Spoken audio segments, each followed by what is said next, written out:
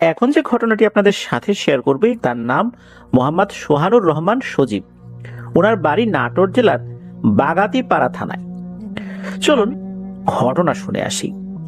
উনি দুটি ঘটনা পাঠিয়েছেন, একটি ওনার নিজের সাথে ঘটে যাওয়া, আরেকটি ওনার বন্ধুর সাথে ঘটে যাওয়া। ওনার নিজের সাথে ঘটে যাওয়া ঘটনাটি প্রথম শেয়ার করব। ওনার নিজের সাথে ঘটে যাওয়া ঘটনাটি ঘটেছিল 2013 সালে, এখন থেকে প্রায় 12 বছর আগে, কুরবানি ঈদের দিনে। তো উনি আর ওনার ফুফাতো ভাই দুজন নামাজ পড়ে কুরবানি করে সারাদিন ঘোরাফেরা করেছেন। যখন মাংস বানানো হয়ে গেছে, আত্মীয় স্বজনদের বাড়িতে দিয়েও এসেছেন। সব শেষে ওনার দাদার এলাকায় যাওয়ার কথা ছিল, দাদার বাড়ি এবং দাদা বাড়ির দিককার যে আত্মীয় স্বজনরা ছিল তাদের বাড়িতেও দিতে হবে।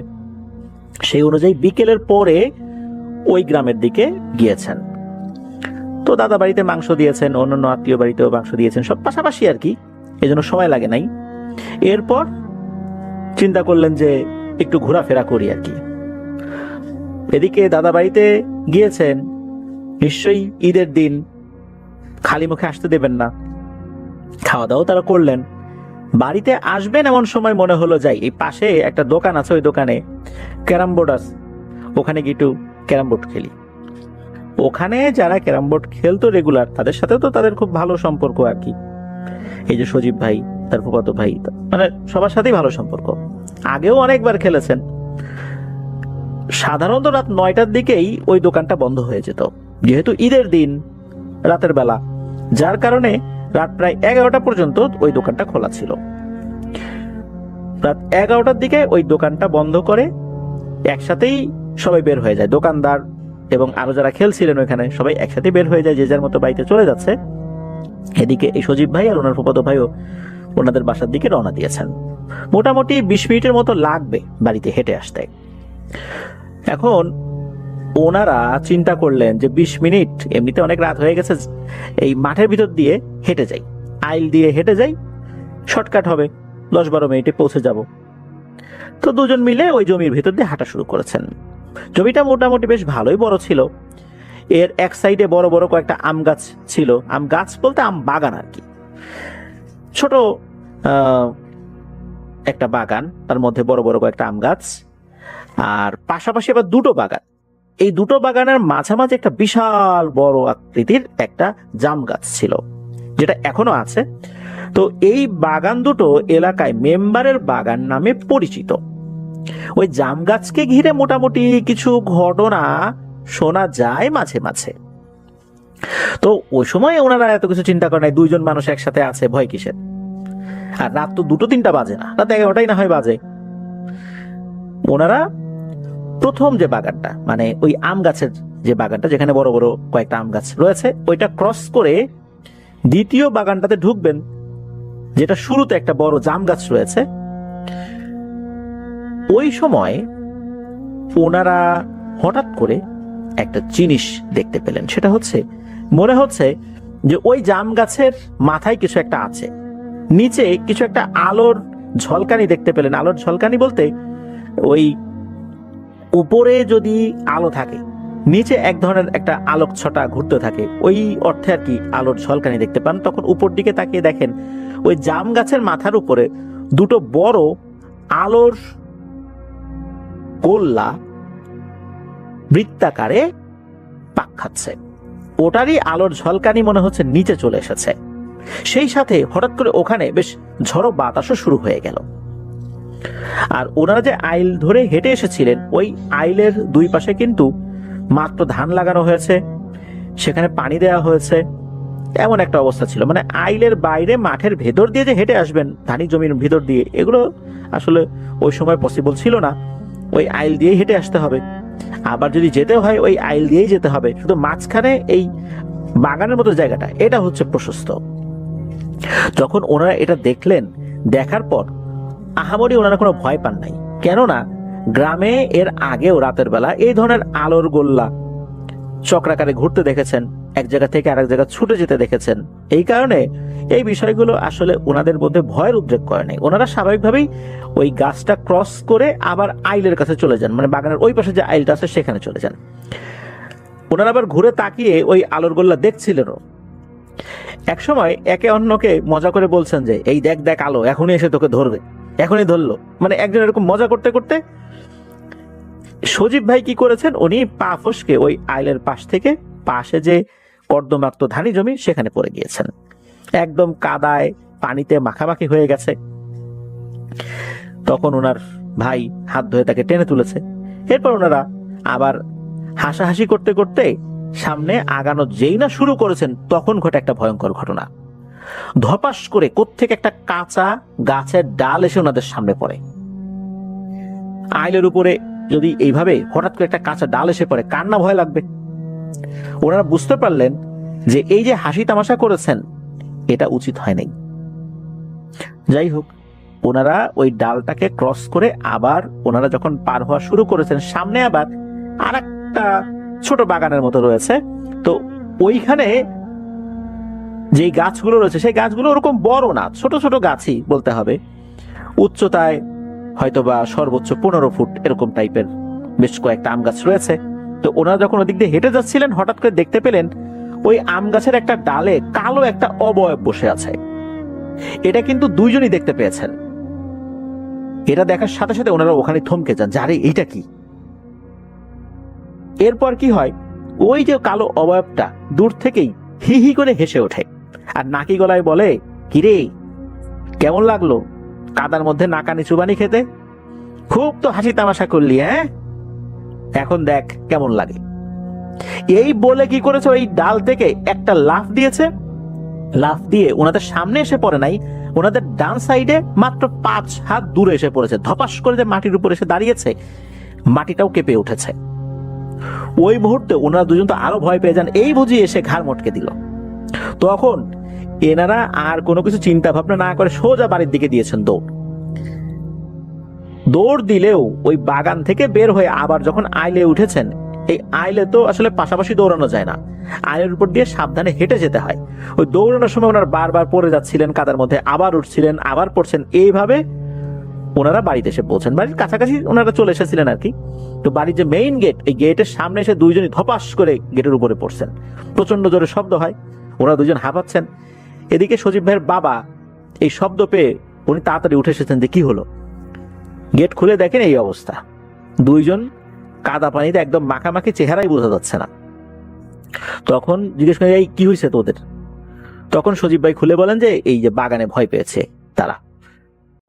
ওনার বাবা তখন কি করলেন, যে ওনাদেরকে বললেন যে দ্রুত আমার সাথে চল, পুকুর ঘাটে চল, দুজনকে এখনই গোসল করতে হবে, কারণ তোরা ভয় পেয়েছিস। এই অবস্থায় ঘরে ঢুকলে ওই দুষ্টু জিনিসগুলো তোদের সাথে সাথে এই ঘরেও ঢুকে পড়বে, ওদেরকে এখান থেকে বিদায় দিতে হবে। এই বলে ওনাদের দুজনকে পুকুর ঘাটে নিয়ে গেলেন। উনি নিজে দাঁড়িয়ে থাকলেন ওখানে, যাতে কোনো ধরনের কোনো ভয় নতুন করে ওনারা না পান। এর মধ্যে ঘর থেকে ওনাদের জন্য পরিবারের অন্য সদস্যরা শুকনো কাপড় চোপড় নিয়ে আসলেন। এরপর দুজন গোসল করে তারপর ঘরে ঢোকেন। ঘরে ঢোকার পর এই সজীব ভাইয়ের আপন ফুপু, যিনি কোরআনে হাফেজা, উনি বাড়িতেই ছিলেন। উনি এই দুইজনকে দোয়া দুরুদ পড়ে রুকিয়া করে দেন। আল্লাহর রহমতে জ্বরও আসে নাই, কোনো সমস্যা হয় নাই। এই ঘটনা এখানেই শেষ। এরপর আসি পরের ঘটনায়। এই ঘটনাটি যার সাথে ঘটেছিল তার নাম হচ্ছে কাজল। সে পেশায় একজন ভ্যান চালক, আর এই কাজল এই সজীব ভাইয়েরই বন্ধু। ওনাদের যেই ঘর, এই ঘরের কয়েক ঘর পরেই হচ্ছে এই কাজল ভাইদের বাড়ি। মাঝে মাঝে একসাথে বসে ওনারা আড্ডা দেন সন্ধ্যার পরে, যখন এই কাজল ভাইয়ের কাজ টাজ থাকে না তখন বন্ধু বান্ধবদের সাথে আড্ডা দেন। তো আড্ডা দিতে দিতে একটা ভয়ের ঘটনা উনি শেয়ার করেছিলেন, যেটা ওনার সাথে ঘটেছিল 2019 সালে। আর 19 সালে যখন এই ঘটনাটা ঘটে, রাত তখন আনুমানিক 1টা। ওই রাত্রে রাত 9:30টার দিকে উনি খাওয়া দাওয়া করে ঘুমানোর প্রস্তুতি নিচ্ছেন। যেহেতু ভ্যান চালান, ওনার ভ্যান কিন্তু তখন ব্যাটারি চালিত ছিল না, প্যাডেল দিয়ে চালাতে হতো। অনেক পরিশ্রমের কাজ কিন্তু এটা। উনি রাত 10টার মধ্যেই শুয়ে পড়েন, সকাল সকাল উঠে পড়েন। 9:30টার দিকে উনি শোয়ার প্রস্তুতি নিচ্ছেন, এমন সময় ওনার ফোনে একটা কল আসে। যে নাম্বার থেকে কল আসে, এই নাম্বারটা ওনার ফোনে সেভ ছিল। উনি গ্রাম সম্পর্কে একজন চাচা হন, খলিল চাচা। খলিল চাচা ফোন করেছেন। খলিল চাচার ফোনটা রিসিভ করার পর খলিল চাচা বলে ওঠেন যে ওনার শাশুড়ি মারা গিয়েছেন, পরিবার নিয়ে এক্ষুনি শ্বশুরবাড়ি যেতে হবে। তো ওনার শ্বশুর বাড়ি ছিল হচ্ছে এই গ্রাম থেকে 11 কিলোমিটার দূরে অন্য আর একটা গ্রামে। এত রাত্রে গ্রামে গাড়ি ঘোড়া তো অ্যাভেলেবল না, তখন কি আর করা, কাজল ভাইকে যেতে হবে ভ্যান নিয়ে। ওনার প্যাডেল চালিত ভ্যান, যেতে তো একটু সময় লাগবে, 10-11 কিলোমিটার। তো কাজল ভাই মোটামুটি নিজেকে প্রস্তুত করে নিয়ে রাত 10টার দিকে এই খলিল চাচার বাড়ির উদ্দেশ্যে বেরিয়ে যান। খলিল চাচার বাড়ির সবাই মোটামুটি রেডি হয়েছিল, যারা যারা যাবেন ওই রাতের বেলা তারাও ভ্যানে উঠে বসেন। এরপর কাজল ভাই ভ্যান চালানো শুরু করেন। যেহেতু যাত্রী সংখ্যা ভ্যানে একটু বেশি ছিল, চালাতে কিছুটা তো কষ্ট হচ্ছিলই। ঘন্টা 2-1 লেগে যায় এই 11 কিলোমিটার পথ যেতে। তো যখন ওনারা পৌঁছেছেন রাত 12:30টার মতো বাজে, এখন মরাবাড়ি সবাই কান্নাকাটি শুরু করেছেন। ওদিকে খলিল চাচা বলছেন যে কাজল তুই এখন চলে যাবি, এত রাতের বেলা আবার এতটা পথ, তুই থেকে যা এখানে, সকালবেলা যাস। কাজল ভাই খুব অস্বস্তি বোধ করছিলেন, কেননা যেহেতু এই বাড়িতে একজন মারা গেছে, সবাই কান্নাকাটি করছে, এখানে উনি বসে থাকবেন, সবাই আত্মীয় স্বজনরা আসছে, এখানে ওনার অস্বস্তি লাগাটাই স্বাভাবিক। তখন উনি বললেন যে আমি চলে যাই, প্রয়োজন হলে আমাকে কল দিন, দরকার আমি আবার আসবো। তো এই বলে কাজল ভাই ভ্যান নিয়ে বের হয়ে গেলেন। তো যখন বের হয়েছেন তখন উনি ওনার যেই বদভ্যাস ছিল সিগারেট খাওয়া, সিগারেট ধরিয়েছেন, ভ্যান চালাচ্ছেন। আর ওনার তো বাটন ফোন ছিল ওই সময়, তো বাটন ফোনে মেমোরি কার্ড ছিল, ওই মেমোরি কার্ডে অনেকগুলো গান ডাউনলোড করা ছিল। তো উনি তো ওই গান বাজিয়ে চলা শুরু করেছেন। তো উনি যে রাস্তা দিয়ে আসবেন এই রাস্তার বিবরণটা একটু দেওয়ার দরকার। এই রাস্তাটা চলে গেছে নদীর পার ঘেরে, মানে ঘেঁষে আর কি। তো ওই নদীতে এক সাইডে শ্মশান ঘাটও রয়েছে। ওই পথ দিয়ে আরো এগিয়ে গেলে বেশ বড় বড় কয়েকটা বাগান রয়েছে। নাটোরের বিভিন্ন উপজেলাগুলোতে কিন্তু প্রচুর আম বাগান রয়েছে, আম বাগান, লিচু বাগান, এগুলো কিন্তু ওই এলাকায় প্রচুর দেখা যায়, একটু দূর দূরই এগুলো দেখা যায় আর কি। তো ওই পথে বেশ কয়েকটা আম বাগানের পর রাস্তার পাশে কবরস্থান রয়েছে, তারপর ফাঁকা নিরিবিলি রাস্তা। উনি সিগারেট খাচ্ছিলেন, গানের সাথে সাথে নিজেও তাল মিলাচ্ছিলেন, নিজেও চিৎকার করে গান গাচ্ছিলেন, যাতে ওনার মনের মধ্যে ভয় ডর না আসে। হঠাৎ করে উনি দেখতে পেলেন 7-8টা কুকুর কোত্থেকে যেন চলে এসেছে রাস্তার উপরে। কুকুরগুলো দৌড়াদৌড়ি করছে, তবে কুকুরগুলো দেখতে স্বাভাবিকই ছিল, স্বাভাবিক যে কুকুরগুলো রাস্তাঘাটে দেখা যায় ওরকমই ছিল। এখানে প্যারানরমাল কোনো কিছু ভাবনা করার আসলে সুযোগ নাই। তো উনি দেখলেন যে এই কুকুরগুলো যেভাবে আসলো ওভাবে দৌড়ে কোথায় যেন হারিয়ে গেল, মনে হলো ওই যে শ্মশানের ওই দিকটাতে চলে গেল। এরপরে কেন যেন একটা অজানা ভয় ওনার মনের মধ্যে চেপে বসে, শরীরটা মনে হলো ভারী হয়ে গেল। আর একটা সিগারেট ধরিয়েছেন, ভ্যানের গতিটা আরেকটু বাড়িয়ে দিয়েছেন। তখন মনে হলো শ্মশানের ভেতরে যে গাছগুলো ছিল, ওই নদীর পাড়েই আর কি যে গাছগুলো ছিল, যেটা শ্মশানের মধ্যেই পড়ে যায়, ওই গাছ থেকে অনেকগুলো পাখি একসাথে ডেকে উঠলো। এরপর ওই দিক থেকে কাক ডেকে উঠলো। এত রাত্রে কিন্তু কাক সচরাচর ডাকে না, তখন আর মনের মধ্যে খটকা লাগলো। আর এরপরই হঠাৎ করে ভ্যানের সামনে বিশাল আকৃতির দুটো কুকুর চলে আসছে। এদের দেহটা ছিল বিশাল আকৃতির, মানে একটা বড় ষাঁড় গরু যত বড় হয় ওই রকম সাইজের দুটো কুকুর। ভ্যানে কিন্তু আলো জ্বলছিল না। উনি ওই পথটা খুব ভালোভাবেই চেনেন। মোবাইলে ওনার লাইট ছিল, মোবাইলের সামনের দিকে ফ্ল্যাশ লাইটটা থাকে না, ওই বাটন ফোনেরও কিন্তু বেশ কিছু ফিচারগুলোতে এই জিনিসগুলো ছিল আর কি। তো ওনার বাটন ফোনে ওরকম লাইট ছিল, তবে ওই সময় লাইটটা বন্ধ ছিল আর কি। মাঝে মাঝে উনি জ্বালাচ্ছিলেন কোনো সমস্যা হলে আর কি, এমনিতে জ্বালাচ্ছিলেন না। ওই মোবাইলের চার্জ খুব একটা বেশি ছিল না, কারণ রাতের বেলা হঠাৎ করে ওনার ফোন আসছে, উনি চলে আসছেন, সারা রাত চার্জ দেওয়ার সুযোগ উনি পান নাই, যার কারণে মোবাইলের যে ফ্ল্যাশ লাইটটা এটা উনি দরকার ছাড়া জ্বালাচ্ছিলেন না। তো ওই সময় কিন্তু বন্ধই ছিল ফ্ল্যাশ লাইটটা। হঠাৎ করে কুকুর দুটো যখন সামনে চলে এসেছে, কোনো আলো ওই কুকুরগুলোর চোখের উপর পড়া ছাড়াই ওই কুকুরগুলোর চোখ জল জল করছিল, লাল টকটকে জল জল করছে একদম। আর এরা এসে ভ্যানের সামনে এসে দাঁড়ায়, তবে ভ্যানের গতিরোধ যে করে রেখেছে বিষয়টা এরকম না, সামনে এসে দাঁড়ানোর পর আবার একপাশে সরে যায়। এরপর কি করে, এই কুকুর দুটো একটা ডান পাশে আসে আর একটা বাম পাশে যায়, কিছুক্ষণ এভাবে ভ্যানের সাথে চলে, হালকা দৌড়ায়, আবার যেটা বাম পাশে ছিল সেটা ডান পাশে আসে, আবার যেটা ডান পাশে ছিল সেটা ভ্যানের সামনে দিয়ে ক্রস করে আবার বাম পাশে চলে যায়। এভাবে এরা একে অন্যের অবস্থান পরিবর্তন করে। তখন এই কাজল ভাই চিন্তা করছেন যে আল্লাহ রে, কেন যেন চলে আসলাম, এর থেকে ওই খলিল চাচার কথা শুনলেই ভালো হইতো, ওই বাড়িতে না হয় সারা রাত বসে থাকতাম। এর মধ্যে কি হয়, ওই ভ্যানটা মনে হচ্ছে অনেক ভারী হয়ে গেছে, ভ্যান চালানোটাই কষ্ট হয়ে যাচ্ছে। যেমনটা ছিল ওই ফেরাস, মানে যখন ওই খলিল চাচা শ্বশুর বাড়িতে যাবে তখন তখন ভ্যানে অনেকগুলো যাত্রী ছিল, মনে হচ্ছে হঠাৎ করে এই পরিমাণ যাত্রী উঠে বসেছে, ফেরার সময় ভ্যানটা ঠিক আগের মতো প্রথমবারের মতো ভারী হয়ে গেছে। ভ্যানের উপর যে কেউ একজন আছে এটা খুব ভালো করেই এই কাজল ভাই ফিল করছেন। উনি তো জোরে জোরে দোয়া দুরুদ পড়া শুরু করছেন, এবার গান গাওয়া বাদ দিয়ে।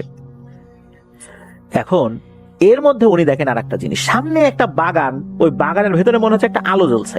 এই আলোটা উনি যখনই দেখেছেন দেখার সাথে সাথে উনি বলছেন যে ও ভাই ওখানে কে, ও ভাই এদিকে আসেন, আমার একটু সঙ্গ দেন, আমি মনে হয় একটু বিপদে পড়ছি, ভাই একটু এদিকে আসেন। তখন দূর থেকে আওয়াজ আসে, এ কে রে, ওখানে কে? তখন বলে আমি কাজল। বলে দাঁড়াও আসতেছি, ওইখানেই থাকো। তখন দেখা গেল সাদা ধুতি পরা, সাদা পাঞ্জাবি পরা, লম্বা চুলের একজন মানুষ সে এগিয়ে এসেছে, উচ্চতা স্বাভাবিক মানুষের মতোই, হাতে একটা হারিকেন আর একটা হাতে লাঠি। বলছে যে তুমি কে? তখন বলে যে ভাই আমি কাজল, আমি যে ভ্যান চালাই।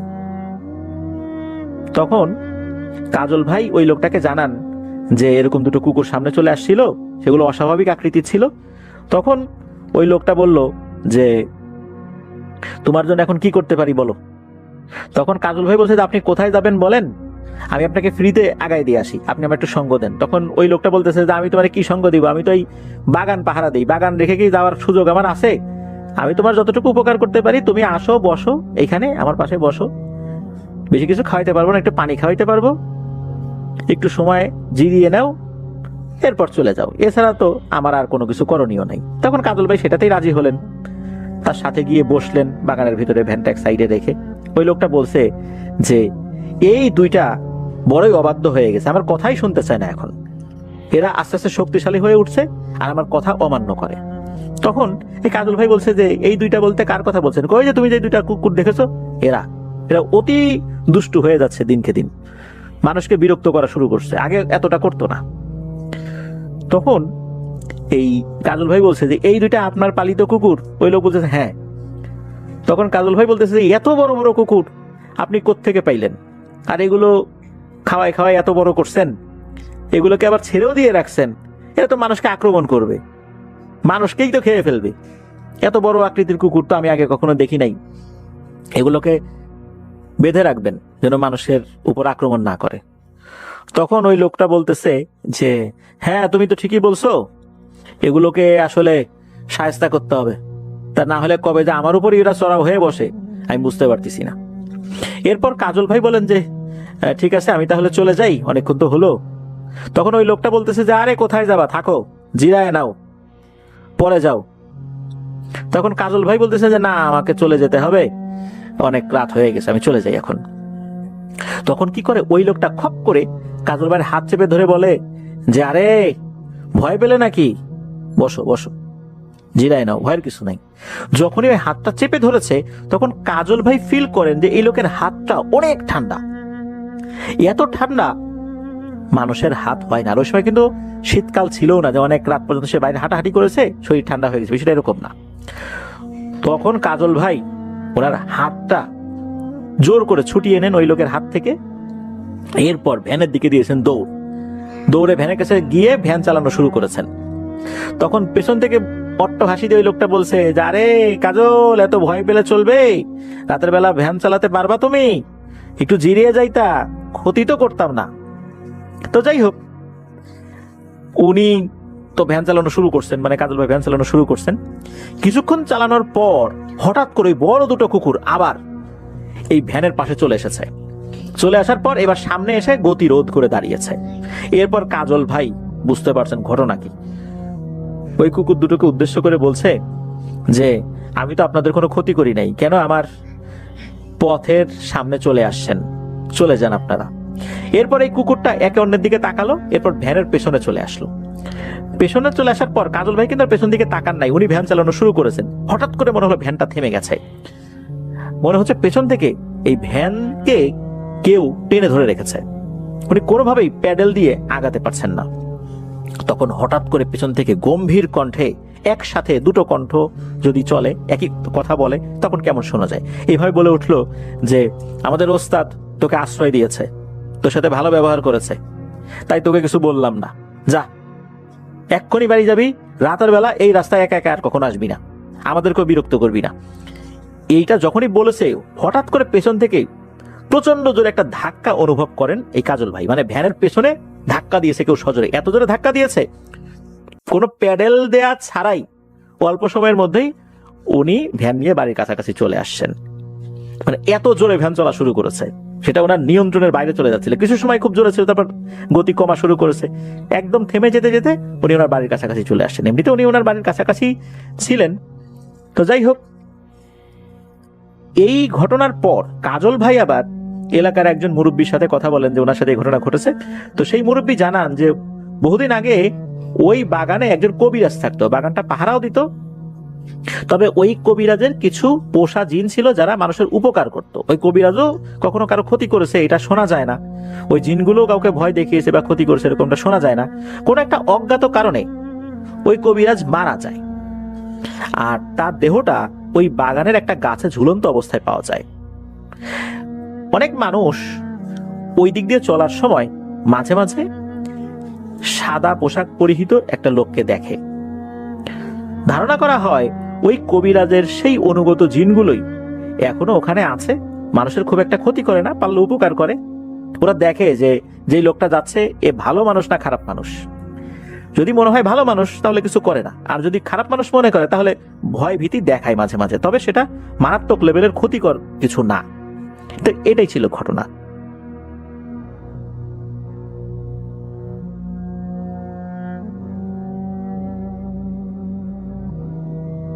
যে ঘটনাটি আমাদের কাছে শেয়ার করেছেন Prabal Chowdhury, North Carolina, United States থেকে। প্রবাল আমাদের কাছে অতীতেও কিন্তু বেশ কিছু ঘটনা শেয়ার করেছেন এবং তার ঘটনাগুলো বরাবরই বেশ ভালো হয়। তিনি বেশ খুঁজে পেতে খুব ভালো ঘটনাগুলো কালেক্ট করে নিয়ে আসেন।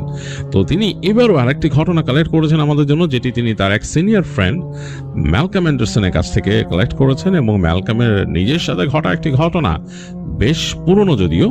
তো আমি সেই ঘটনায় চলে যাব, আমি শেয়ার করব। প্রবাল আমাকে রিকোয়েস্ট করেছেন যেন আমি আমার মতো করে ঘটনাটা শেয়ার করি আপনাদের কাছে।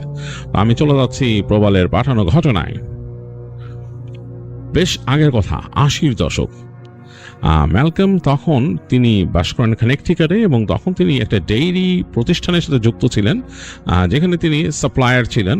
তিনি প্রোডাক্ট কালেক্ট করে একটা যে কোনো একটা ডেইরি প্রতিষ্ঠান সেটার প্রোডাক্ট কালেক্ট করে তিনি সাপ্লাই করতেন বিভিন্ন জায়গায়। তো বেশ ইয়াং ছিলেন তিনি তখন, কেবল টিনেজ পার করেছেন এবং ফুল অফ এনার্জি, এবং তিনি তার বাসা থেকে তখন আলাদা হয়ে গেছেন, যেটা হয় তখন মানে ইয়াং এজটা পার হওয়ার পরই বাবা মার কাছ থেকে আলাদা হয়ে যায় ছেলেমেয়েরা বিদেশে। তো ম্যালকমও তাই করেছিলেন, তিনি বাইরে চলে গিয়েছিলেন বাসা থেকে, এবং তিনি যেতেন বাবা মাকে ভিজিট করতেন মাঝে মাঝে, এরকমভাবেই তার কাটতো জীবন। তো একদিন ম্যালকম সন্ধ্যার পরে বাসায় আসছে কাজের থেকে। তো সে সাধারণত খুব আর্লি চলে যেত সকালবেলা কাজে, আস্তে আস্তে সন্ধ্যা হয়ে যেত, বেশ হার্ড ওয়ার্ক, বেশ ক্লান্ত হয়ে যেতেন। তো বাসায় এসে ওই দিন তিনি ফ্রেশ হয়ে জাস্ট কিছু খাবার নিয়ে বসছেন। তো এই সময় তার ফোন বাজলো। ফোন ধরার পর দেখতেছে তার বাবা বলতেছে যে তোমার মা হঠাৎ অসুস্থ হয়ে গেছে, তাকে নিয়ে আমি এমার্জেন্সিতে চলে আসছি, তুমি আসো তাড়াতাড়ি। তো তিনি ম্যালকম চিন্তা করলেন, জিজ্ঞেস করলেন কোন হাসপাতাল, সবকিছু শুনে দ্রুত সবকিছু তিনি রেখে মোটামুটি একটু প্যাক করে চলে গেলেন। গাড়ি নিয়ে বের হয়েছেন, যে হাসপাতালের কথা বলছে তার বাবা, সেটা তাদের যে বাড়ি সেটা কিন্তু একটু বাইরে ছিল, শহর থেকে একটু বাইরে ছিল তাদের বাসা। তো বেশ খানিকক্ষণ সময় লাগে সেখানে যেতেই। তো সেইখান থেকে আবার বেশ খানিকটা দূরে সে হসপিটাল। তো ম্যালকম ড্রাইভ করে বেশ একটা সময় নিয়ে পৌঁছাইলো সেখানে। তো তখন শীতের সময়, ঠান্ডা পড়ছে, গাছপালা পাতা ঝরে গেছে, অন্যরকম অবস্থা। তো পৌঁছায় সে গাড়ি থেকে নামলো। গাড়িটা পার্ক করার সময় খেয়াল রাখতে হয় যে এখানে যদি হঠাৎ করে এরকম একটা সিজন যে স্নোফল হয়, আটকায় গেলে তো সমস্যা। তো গাড়ি পার্ক করে পার্কিং লটে গেল, গিয়ে দেখলো যে এই হাসপাতালটা অনেক পুরনো এবং অনেক হিস্ট্রিক হাসপাতাল, মানে অনেক অনেক পুরনো এটা। তো ম্যালকম এই হাসপাতাল সম্বন্ধে তেমন কিছু জানে না, বাট সে দেখলো আর কি হাসপাতালটা অনেক পুরানো। তো গিয়ে দেখলো বাবা আছে, বাবার সাথে কথা বললো যে কি হয়েছে। তো বললো যে ডাক্তার এখনো টেস্ট করতেছে তোমার মাকে, তারা মনে করতেছে যে তোমার আম্মা ছোটখাটো কোনো স্টেপ করছে। তো ম্যালকমের কাছে বেশ খারাপ লাগলো, ছোটখাটো স্ট্রোক হলেও তো খারাপ। তো সে তো বললো বাবাকে যে তুমি চিন্তা করো না, ইউ টেক ইট ইজি, আর তোমার এখানে বসে সময় নষ্ট করা লাগবে না, তুমি বাসায় চলে যাও, বাসায় যে রেস্ট নাও। কারণ তার বাবাও বেশ অসুস্থ ছিল, তার অনেক রকম শারীরিক প্রবলেম ছিল। তো বাবা বলতেছে না আমি যাবো না। তো ম্যালকম বলতেছে যে কোনো কথা বলো না, তুমি যাও, নাহলে আমি কিন্তু তোমার যাওয়ার ব্যবস্থা করতেছি।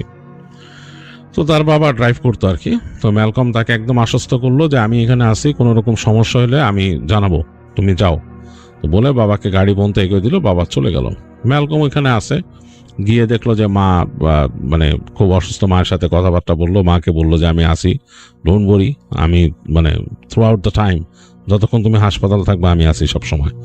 তো বলে সে ওখানে যে ওয়েট করতেছে, তো মা শুয়ে আছে তার মতো, তার মার অবস্থা খুব অন্যরকম, ঠিক মতো কথা বলতে পারতেছে না।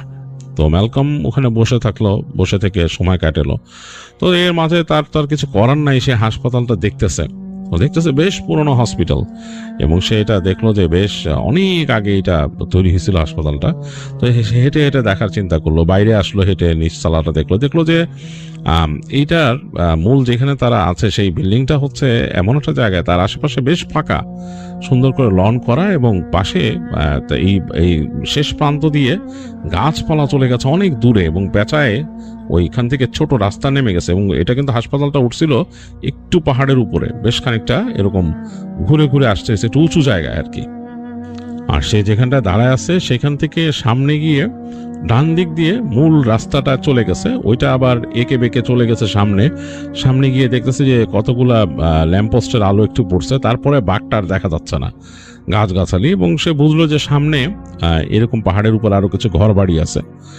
তো ম্যালকম চিন্তা করতেছিল যে এরকম উইল্ডারনেসের মধ্যে যারা থাকে তাদের কাছে কেমন লাগে, হ্যাঁ, মানে বিশেষ করে শীতের সময় এরকম যখন বরফ টরফ পড়বে তখন কেমন লাগবে। কারণ সে কাইন্ড অফ সিটিতে থাকে, তার ওই ধারণার চিন্তা করতেছে যে এইখানে বসে থেকে সে অনেকক্ষণ চিন্তা করলো।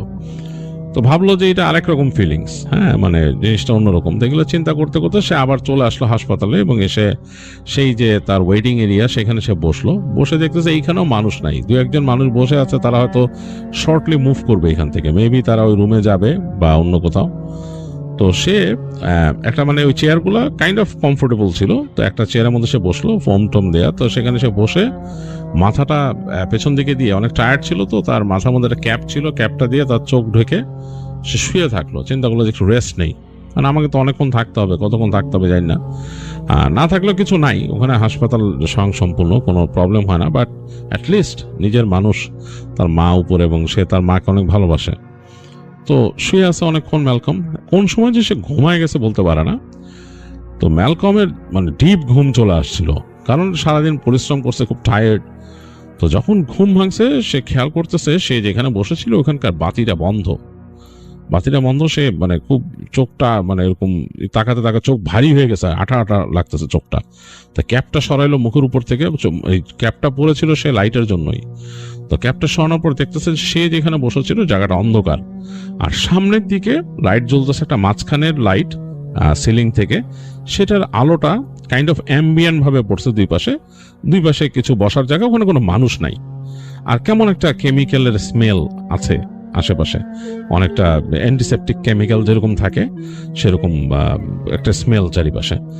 তো সে দূরে তাকাইলো, তার হাসপাতালের কম্পাউন্ডটা অনেক বড়, সে দূরে তাকাইলো এখান থেকে, যেহেতু ফ্রন্ট ডেস্কটাও দেখতেছে খালি, মানে কোনো মানুষজন নাই। এবং সামনে ফ্রন্ট ডেস্কেও সিলিং থেকে আলো পড়ছে, সিলিং এর আলোটা হালকা ভাবে ওই ডেস্কের মধ্যে পড়ছে, কেউ নাই। এবং সেই তাদের গ্লাস উইন্ডো যেটা ওইটা ওখানে আছে, এবং বাইরে দেখা যাচ্ছে অন্ধকার। কেমন জানি পরিবেশটা, মনে হচ্ছে যে এত বড় একটা কম্পাউন্ড, একটা মানুষও নাই। তো ম্যালকমের কাছে একটু অস্বস্তি লাগলো যে এরকম একলা জায়গায় এরকম বসে আছি, কেমন জানি। তো সে উঠলো, এবং অপরিচিত তো উঠে আস্তে আস্তে হাঁটতে হাঁটতে এই অন্ধকার, সেই জায়গাটা কিন্তু অন্ধকার ছিল, সে যেখানে শুয়েছিল। হেঁটে হেঁটে গেল সামনে, ডেস্কের সামনে দেখলো কেউ নাই। সে গেটের কাছে গেল, গেটটা ঠেলা দিয়ে বেরোলো, খুলে বেরোলো সামনে। তো বের হয়ে দেখতেছে যে বাতাস, বেশ ঠান্ডা বাতাস গায়ে লাগতেছে, মানে ঠান্ডা বেড়ে গেছে অনেক। তার গায়ে কিন্তু জ্যাকেট পরা, পাফার জ্যাকেট পরা, তারপরও মানে বেশ ঠান্ডা লাগতেছে। তো এদিক ওদিক তাকালো, পার্কিং লটের দিকে তাকালো, দেখে আবার আকাশের দিকে তাকায়, মনে হচ্ছে যে স্নোফল হতে পারে। হ্যাঁ, মানে আকাশের যেরকম কালার ধারণ করছে। তো যাই হোক, আবার ঢুকে আসলো হাসপাতালে। হিটিং সিস্টেম ভালোই কাজ করতেছে। তো সে চিন্তা করলো যে আমি উপরে উঠি, উপরে যাই, কিছু খেতে হবে, ভেন্ডিং মেশিন টিশিন আছে নাকি। তো হেঁটে এসে ওখানে সিঁড়ি দিয়ে, ওখানে সিঁড়ি ছিল আর ওই পাশে লিফট আছে। হাসপাতালটা টোটাল 3 তলা। তো সে ওই সিঁড়িতে উঠে উঠে দোতলায় গেল। দোতলায় গিয়ে দেখতেছে যে এই সামনের যে অংশটা, ওই জায়গাটাও অন্ধকার করে রাখছে, মানে এই পাশে আলো জ্বলতেছে একটা, সেটার আলো দিয়ে হালকা আলো হচ্ছে। তো সে বুঝতে পারলো যে এটা হয়তো তারা এনার্জি সেভ করতেছে। তো ওইটা দেখে সে হেঁটে গেল সামনে। সামনে যেয়ে সে খুঁজতেছে এখানকার কোনো ক্যাফেটেরিয়া বা কিছু মানে পায় কিনা সে। তো চিন্তা করতে করতে হাঁটতে হাঁটতে দেখলো যে ভেন্ডিং মেশিন আছে 2টা। ওখান থেকে সে, তার পকেটে কয়েন ছিল, চিপস বের করে নিল 2 প্যাকেট, বেরোয় সেটা নিয়ে হাঁটা দিয়েছে। সে চিন্তা করছে ক্যাফেটেরিয়া কোথায়। তো এখন যেখান থেকে হাঁটতেছে ওই জায়গাটা কিন্তু একটা ফাঁকা জায়গা, একটা প্যাসেজের মতো। খুব একটা আলো নাই, মানে দেখা যাচ্ছে যে একটা আলো যদি জ্বলে পরেরটা জ্বলে না, এরকম আর কি, মানে একটু আলো আধারির মতো। তো প্যাসেজ দিয়ে সোজা হেঁটে গেছে ম্যালকম। তো যে দেখতেছে হাতের ডান দিকে একটা দরজা, কাইন্ড অফ কাঠের দরজা, মাঝখানে একটা গ্লাসের দেওয়া। তো সে মনে করলো যে এইটা হইতে পারে এই ক্যাফেটেরিয়া, মোস্ট প্রবাবলি, কারণ ওইটার সামনে আলো আছে, মানে ওই যেই দরজাটার সামনে। সে ভাবলো হয়তো এখানে আসে মানুষ। তো সে যে নবটা ধরে ঘুরায় দরজাটা খুলে ফেললো। খোলার পর মনে হচ্ছে ভিতরে অন্ধকার। তো তারপরও ম্যালকম ঢুকছে ভিতরে। ঢোকার পরে সে লাইটের সুইচ দেখতেছে। ক্যাফেটেরিয়া হলে তো এখানে মানে থাকবে লাইট, এবং অনেক সময় দেখা যাচ্ছে রাতের বেলা ওখানে কিন্তু ক্যাফেটেরিয়া মানে যে সবসময় খাবার সার্ভ করে তা না। যদি ওখানকার মানুষ থাকে কেউ, ওখানকার যে স্টেশনটা সেখানে বিক্রি হয়, আর নইলে দেখা যাচ্ছে ওদের একটা কফি স্টেশন থাকে, আরও একটা এরকম ভেন্ডিং মেশিন থাকবে এরকম, বা বসার জন্য 2টা টেবিল থাকতে পারে বসার জন্য এরকম। তো সে তাকায় দেখতেছে যে এইগুলো কিছু না। এই লাইটটা সে অন অফ করলো, দেখলো লাইটটা অন অফ হচ্ছে না, এবং রুমের শেষ মাথায় একটা জানালা, বড় জানালা, এবং জানালার মধ্যে কোনো ব্লাইন্ড নাই, ব্লাইন্ডটা ওঠানো, ব্লাইন্ডটা কেউ টেনে উঠায় রাখছে। পুরোপুরি ছাদের আলো আসতেছে ওইখান দিয়ে, এবং এই জানালার ওই পারে দেখা যাচ্ছে যে গাছের অংশ, সেই বড় বড় গাছ, পাতা ছাড়া সেগুলোর ডাল টাল দেখা যাচ্ছে এরকম। আর 2 পাশে সে তাকায় দেখতেছে যে কিছু ইনকিউবেটর রাখা, মানে ওই যে বাচ্চাদের যে ইনকিউবেটর থাকে বাচ্চাদের রাখার জন্য, সেই ইনকিউবেটর, খালি ইনকিউবেটর, মানে এগুলোর মধ্যে কেউ নাই, কিছু নাই, মানে খালি ইনকিউবেটর রাখা, মানে পাশে করে রাখা, মানে এগুলো হয়তো কোনো কাজে লাগে না এখন, বা সামথিং লাইক দ্যাট, নষ্ট বা কিছু কাজে লাগে না, বা এগুলো এক্সেস এখানে রাখা হয়েছে। এটা মনে হয় kind of a store room. সে মনে করলো যে মেডিকেল ইকুইপমেন্ট মনে হয় এখানে স্টোর করা হয়, বা আই ডোন্ট নো, কোনো এক সময় হয়তো এটা ছিল, নিকিউ ছিল, হ্যাঁ, মানে যেখানে নিওনেটাল কেয়ার ইউনিট ছিল, এখন নাই। তো কিন্তু আলো নাই, কিন্তু ওই যে জানালার আলো যা ঢুকতেছে, ছাদের আলো, সেটা দিয়ে যতটুকু আলো হচ্ছে এখানে। তো সে মানে কয়েক সেকেন্ড দেখছে এরকম, দেখার পর সে চিন্তা করতেছে বের হয়ে যাবে। সে ঘুরে দরজার দিকে নবে হাত দিছে যে খুলে বের হয়ে যাবে। এই সময় সে পেছনে শুনলো ফিস ফিস করে কে কথা বলল। ফিস ফিস মানে কোনো মেয়ে যদি ফিস ফিস করে কথা বলে যেরকম, সেরকম। তো ম্যালকম হঠাৎ করে কে ফিসফিস করে কথা বললো এখানে। সে ঘাড় ঘুরে তাকাইছে, তাকায় দেখছে জানলার কাছে একটা কালো কুচকুচে অবয়ব। হ্যাঁ, মানে দেখলে মনে হবে অনেকটা কালো চুলের দিয়ে যে বল থাকে, বল তৈরি, মানে কালো চুল দিয়ে যদি একটা মানুষ তৈরি করা হয়, পুরো শরীরটা চুলের, মানে কালো এরকম ফোলা, এরকম একটা মানুষের মতো অবয়ব, এবং সেটার চোখের জায়গায় 2টা চোখ আছে, বুঝতেছে, চোখগুলো জ্বলতেছে। আর সামনের যে হাত, মানুষটার যে হাতের আঙুলগুলো চোখা চোখা লম্বা, এটা জানলার কাছে দাঁড়ানো। এইটা ফিসফিস করে কি জানি বলছে। তো ম্যালকমের সারা শরীরে রোম দাঁড়ায় গেছে, মানে তার মানে একদম ঘুসবাম্প হয়েছে, এবং মেরুদণ্ড বেয়ে একটা ঠান্ডা স্রোত নেমে গেছে। এবং সে আবার শুনলো ফিসফিস করে তাকে বলতেছে, you are not welcome here. এটা যে এমন ভাবে বলছে ফিসফিস করে, তার কাছে ভয় লেগে গেছে। মনে হচ্ছে যে ওইখান থেকে শব্দটা বলতেছে তার কানের পাইতে চলে যাচ্ছে, এবং ওই যে ফিগারটাকে সে দেখছে এই যে জানালার কাছে, এটাই তার কাছে প্রচন্ড রকমের ভয় লাগছে। তো ম্যালকম দ্রুত ঘুরে সেই দরজাটা খোলার চেষ্টা করলো, দেখলো যে দরজার যে হ্যান্ডেলটা বরফের মতো ঠান্ডা, আর দরজাটার নবটা নামতেছে না নিচে, এটা মনে হচ্ছে কেউ লক করে দিছে এই পাশ থেকে। ম্যালকম ভয়ের চোটে মানে প্রচন্ড ভয় পেয়েছে, সে দ্রুত ঘুরে দরজার দিক পিঠ দিয়ে সে সামনে তাকাইলো, দেখলো তার খুব কাছেই সে অবয়বটা, তার খুব কাছেই, এবং কেমন একটা স্মেল, মানে ওইটার থেকে কেমন একটা স্মেল আসতেছে। ম্যালকমের কাঁধের মধ্যে ওইটা হাত রাখলো, ম্যালকম পুরা অনুভব করলো, মনে হলো তার কাঁধের একটা পাশ পোড়াই দিতেছে কেউ, মানে গরম কিছু দিয়ে তার কাঁধের মধ্যে টাচ করছে। তার হাত থেকে সে ওই যে তার হাতে চিপসের ব্যাগ ছিল ওগুলো পড়ে গেল ঠাপ ঠাপ করে। পড়ে যাওয়ার পর ম্যালকমের আর কিছু মনে নাই, মানে তার মাথা পুরা ভ্যাকেন্ট। তো ম্যালকমের যখন হুঁশ ফিরছে, ম্যালকম নিজেকে আবিষ্কার করলো সে একটা রুমের ভেতরে এবং একটা হসপিটাল বেডে সে শুয়ে আছে। তো সে তাড়াতাড়ি উঠে বসলো, উঠে বসে তাকাচ্ছে আশেপাশে। তো ইউজুয়াল হসপিটাল যেরকম হয় সেরকম লাগে নাই তার কাছে। তার কাছে দেখে মনে হলো যে এই যে বিছানাটা এসে শুয়ে আসছিল ওইটা বেশ মানে শক্তপোক্ত অন্যরকম বিছানা। তো সে উঠে দেখতেছে যে বিছানাটা মাটির সাথে যে ফ্লোর আছে সে ফ্লোরের সাথে নাট দিয়ে লাগানো, মানে শক্ত করে আটকানো। তো ম্যালকম চিন্তা করছে আমি বিছানায় কেমনে আসলাম, দেখলো রুমের মধ্যে আলোটাও বেশ কম এবং রুমের চারপাশ খেয়াল করলো যে তার ওখানে যাওয়ার মতো কোনো জায়গা নাই, হ্যাঁ মানে পুরা অন্যরকম। তো সে দেখতেছে যে ওই রুমের সামনে, মানে সেই যে রুমে আছে সামনে একটা কাচের এরকম উইন্ডোর মতো আছে। তো সে দেখতে পাচ্ছে না কিছু, মনে হইতেছে এটা আয়না। তো ম্যালকম তাড়াতাড়ি উঠে গিয়ে দরজা খোলার চেষ্টা করলো, দেখলো দরজাটা লক। তো ম্যালকম যে ওই যে আরেকটা দরজা পাইছে রুমে সেটা খুলে দেখে বাথরুম, এবং সেই বাথরুমের যেই মিরর, সেই মিররটা মিরর না, ওইটা ফিক্সড একটা স্টিলের মতো রিফ্লেকটিভ জিনিস, যেটা মানে খোলা যাবে না, কাঁচ নাই ওইখানে। তো ম্যালকম বোঝার চেষ্টা করতেছে সেইখানে কিভাবে আসে, এবং সে দেখলো সেটা গাউন পরা গায়ে। তো সে ওখানে বের হয়ে যায়, সে চিৎকার করা শুরু করলো, হ্যালো সামবাডি হেল্প মি বলে সে নক করা শুরু করলো দরজার মধ্যে। কোনো সাড়া শব্দ নাই। কতক্ষণ পর্যন্ত সেরকম ট্রাই করলো, বসে থাকলো এবং সে একদম আপসেট হয়ে বসে থাকলো। অনেকক্ষণ পর দেখলো দুজন লোক আসছে, দরজা খুললো, বেশ মানে বলিষ্ঠ মানুষ দুজন। হসপিটালে তাকে এসে বলতেছে যে তোমার হুঁশ ফিরছে, তোমার কি অবস্থা, কি ঘটনা কি, বলে দুজন দরজা লাগাই দিছে। তো একজনের হাতে তার প্রেশার মাপার মেশিন এরকম নিয়ে আসছে। তো ম্যালকম বলছে আমি কোথায়, তো বলছে ওকে রিল্যাক্স, তুমি রিল্যাক্স করো, তুমি এখন এটা একটা ফ্যাসিলিটির মধ্যে আছো, তোমাকে এখানে আনা হয়েছে কারণ তোমার ইভ্যালুয়েশনের জন্য, তোমার মেন্টাল স্টেট ইভ্যালুয়েশনের জন্য।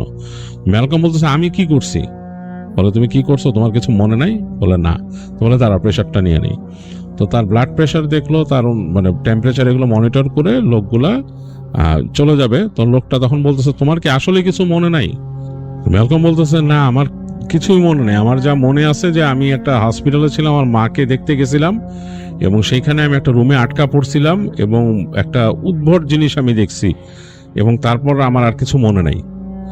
তো লোকটা বলল মানে যে লোকটা আসে সেটা কৃষ্ণাঙ্গ একটা লোক আর তার সাথে আরেকজন সাদা আছে। তো দুইজনে কথা বললো আস্তে আস্তে নিচু স্বরে, একটু দূরে যে। তারপর এই যে কৃষ্ণাঙ্গ লোকটা বললো যে লিসেন, তোমাকে আমি বলি কিছু কথা, এটা শোনো। তুমি খুব উইয়ার্ড একটা কাজ করছিলা, তুমি যে ওই হসপিটালে ছিলা সেখানে তুমি নার্সকে মারতে গেছিলা। তো সে বলে মানে, ম্যালকম বলতেছে মানে আমি কিছু বুঝতেছি না। বলে ওইখানে তুমি হাসপাতালে ছিলা, as we got the report যে তুমি হাসপাতালে ছিলা তোমার মায়ের সাথে, and on that very night তুমি অন্য একটা ফ্লোরে ঘাপটি মেরেছিলা হাসপাতালের।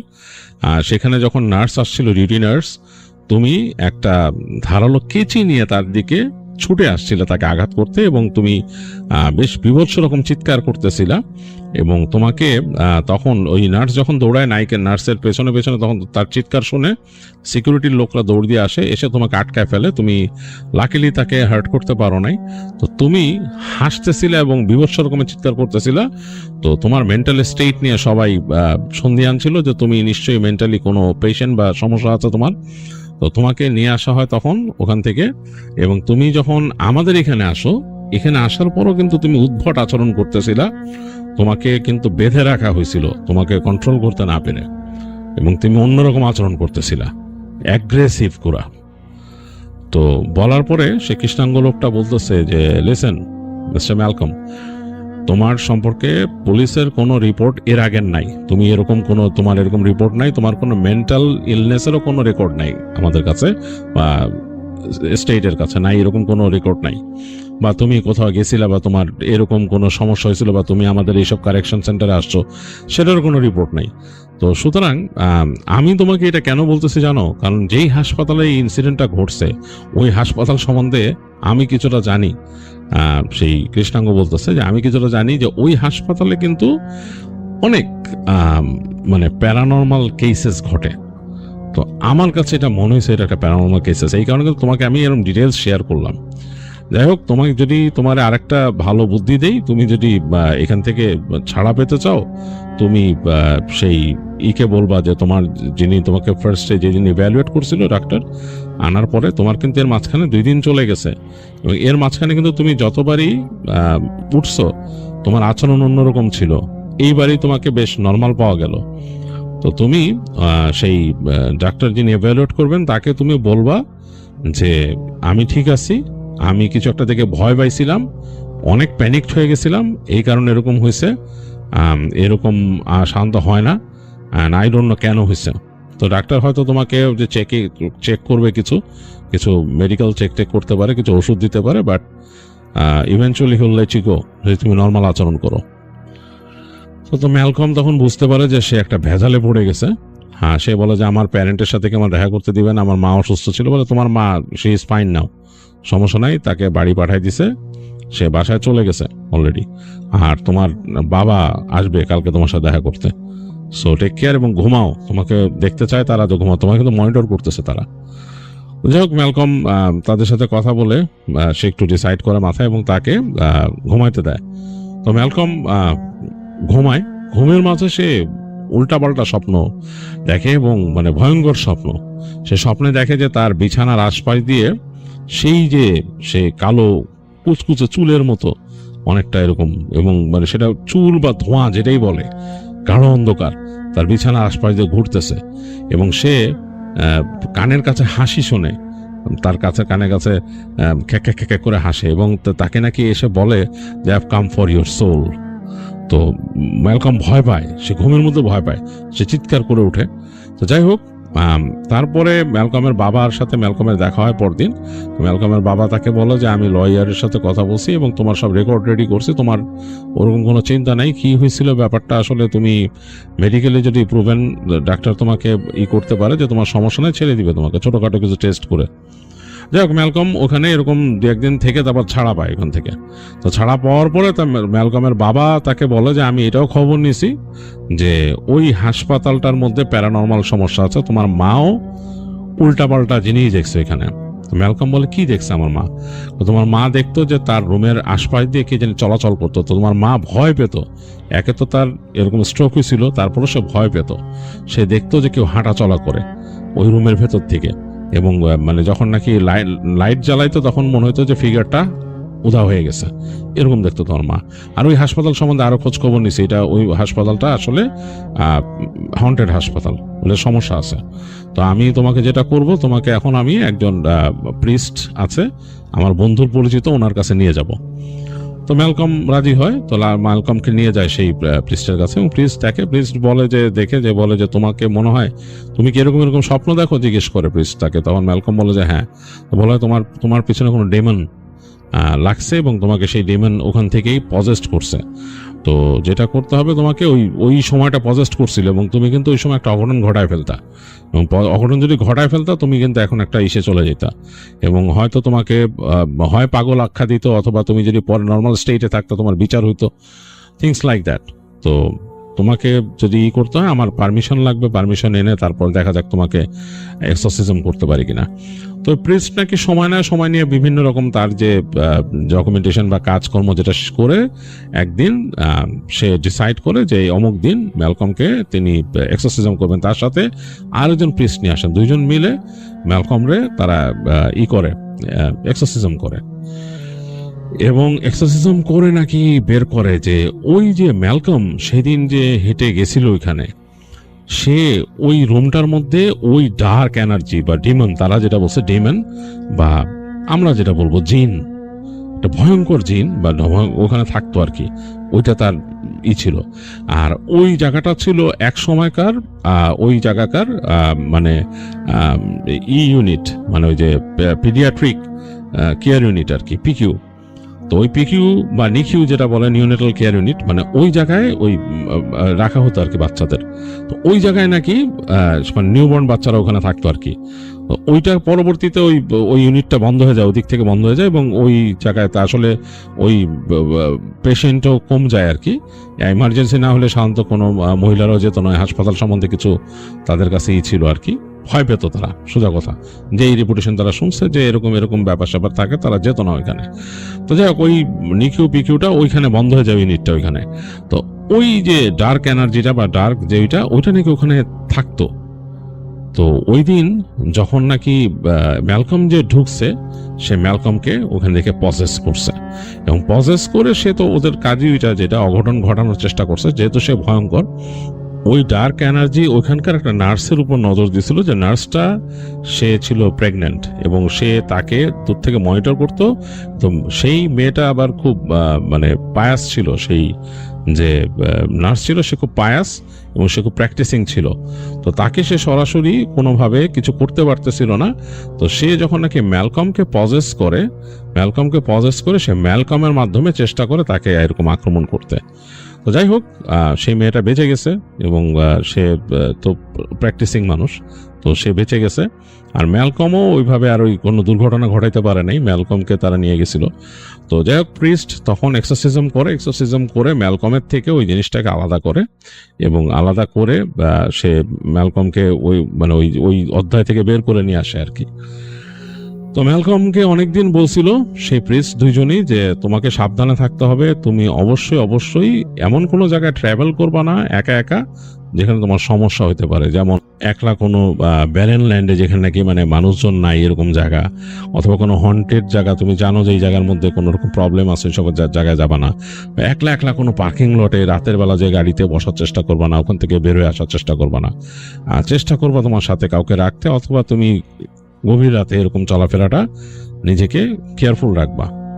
আর তাকে বলে যে তুমি অবশ্যই প্রেয়ার অ্যাটেন্ড করবা, ইত্যাদি ইত্যাদি, তাকে অনেক কিছু বলে দেয়, তাদের ইনস্ট্রাকশন। তো ম্যালকম সেগুলো মেনে চলতো। আস্তে আস্তে ম্যালকমের তো বয়স হয়, এবং সে বিয়ে শাদী করে, তার ছেলে মেয়ে হয়, এবং সে মোটামুটি তার যে প্র্যাকটিস সেটা সে ঠিক রাখে। পরবর্তী সে স্টেট মুভ করে যায়, তার বাবা মা মারা গেছে ওখানে। তো এই ছিল ম্যালকম অ্যান্ডারসনের ঘটনা।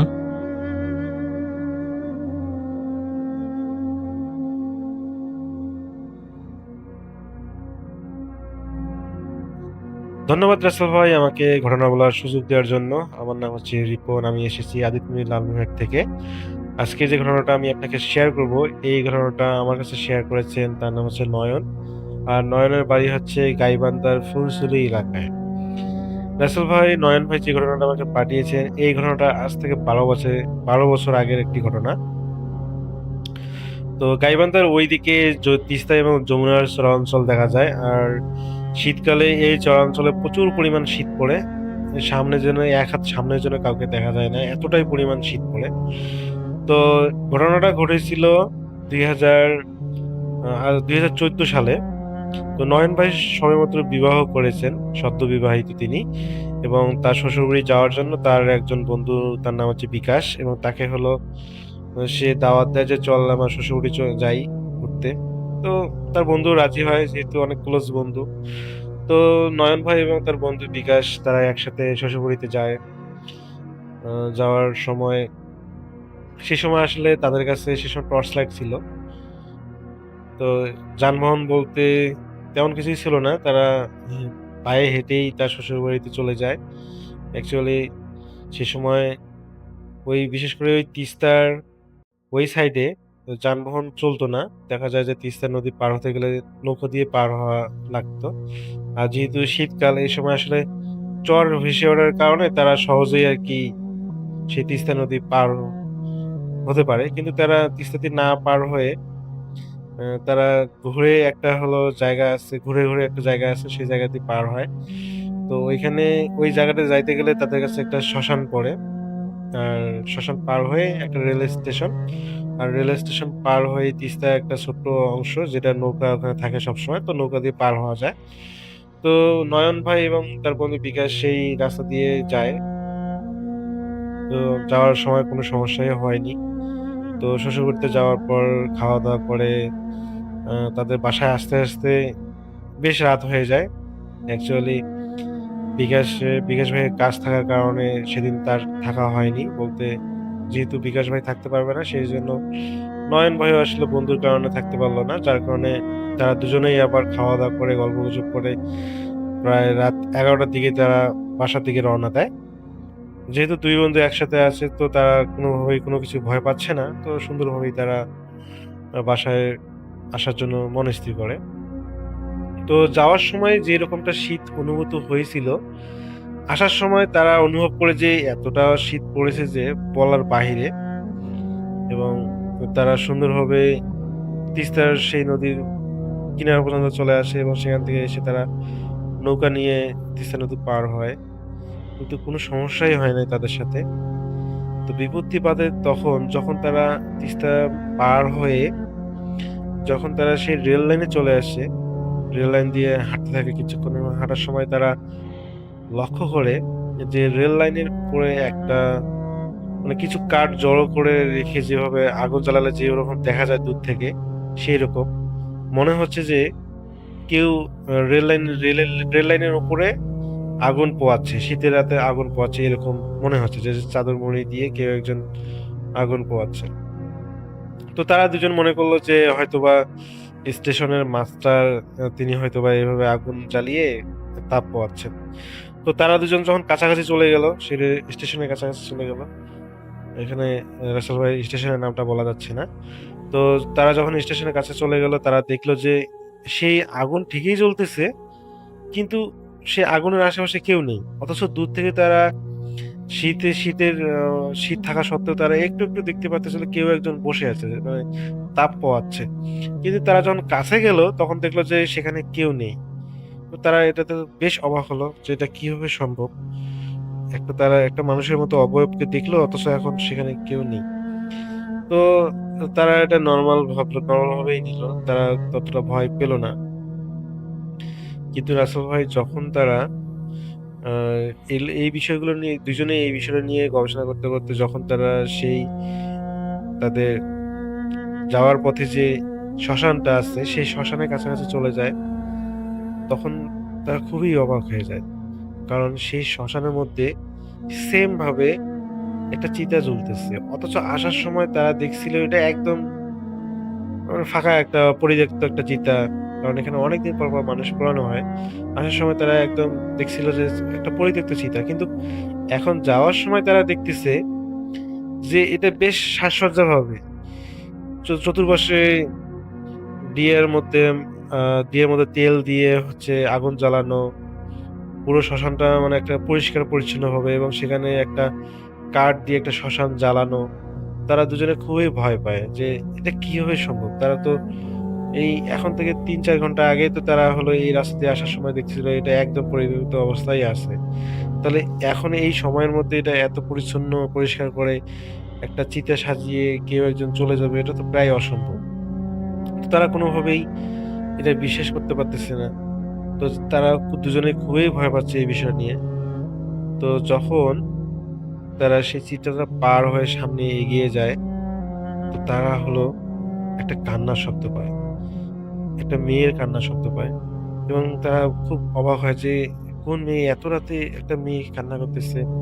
তো তারা যখন এই বিষয়টা নিয়ে মানে যে সেই মেয়েটার কান্না শুনে সেখানে দাঁড়ায় এবং দাঁড়িয়ে যখন পিছনে তাকায়, তারা দেখে যে সেই শ্মশানের ধারে একটা ছোট্ট একটা বট গাছ, গাছটা বেশি বড় না, ছোট মাঝারি একটা বট গাছের নিচে একটা সাদা শাড়ি পরা একটা সুন্দর মেয়ে, একটা দেখতে সুন্দর, সেই মেয়েটা বসে কান্না করতেছে। তো তারা দুজন চিন্তা করে যে এত রাতে এখানে একটা মেয়ে কান্না করতেছে। তো প্রথমত তারা ভয় পেয়ে যায়, কিন্তু তারা যখন কিছুক্ষণ দাঁড়িয়ে থেকে সেই মেয়েটাকে অবলোকন করে তারা দেখে যে মেয়েটা একদম স্বাভাবিক, মনে হচ্ছে যে স্বাভাবিক একটা মেয়েই কান্না করতেছে। তো তারা চিন্তা করে যে হয়তোবা সেই মেয়েটা বিপদে পড়েছে তো তারা কাছাকাছি যায় এবং জিজ্ঞেস করে যে কে আপনি, আর এখানে বসে কান্না করতেছেন কেন?